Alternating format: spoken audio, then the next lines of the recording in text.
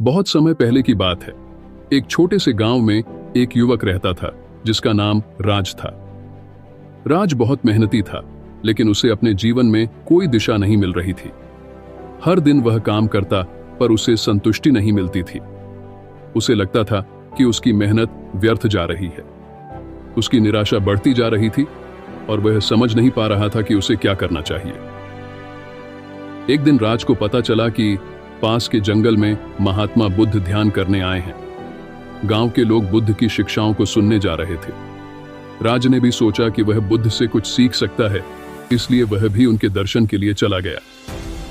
जब राज बुद्ध के पास पहुंचा तो उसने बुद्ध से पूछा, महात्मा, मैं बहुत मेहनत करता हूं, लेकिन मुझे जीवन में संतोष नहीं मिल रहा है।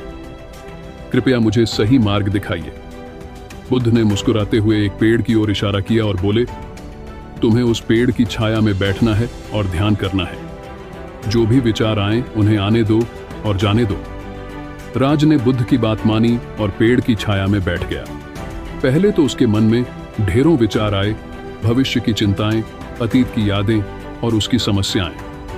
लेकिन धीरे धीरे उसने उन विचारों को बहने दिया और अपनी श्वास पर ध्यान केंद्रित किया। कुछ समय बाद उसका मन शांत होने लगा और उसे एक अद्भुत शांति का अनुभव हुआ।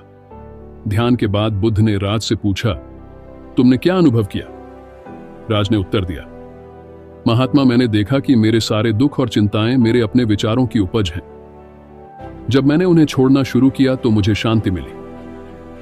बलिवन बुद्ध ने कहा, ठीक कहा, हमारे दुख का कारण हमारी अपनी इच्छाएं और अपेक्षाएं होती हैं।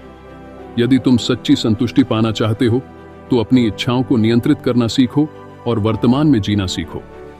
यही जीवन का सही मार्ग है। राज ने बुद्ध के इन शब्दों को अपने जीवन में उतार लिया। उसने अपनी इच्छाओं पर नियंत्रण करना सीखा और हर दिन ध्यान करने लगा। धीरे धीरे उसकी जीवन की दिशा बदल गई। अब वह हर काम में आनंद महसूस करता था और उसे सच्ची खुशी मिलने लगी। उसने अपने जीवन को बदल दिया और अपने गांव के लोगों को भी इस मार्ग पर चलने की प्रेरणा दी। यह कहानी हमें सिखाती है कि सच्ची खुशी हमारे अंदर ही है। हमें केवल अपनी इच्छाओं और अपेक्षाओं को समझकर उन्हें सही दिशा में ले जाना चाहिए। बुद्ध की शिक्षाएं आज भी हमें सच्ची संतुष्टि और जीवन के सही मार्ग की ओर ले जा सकती हैं।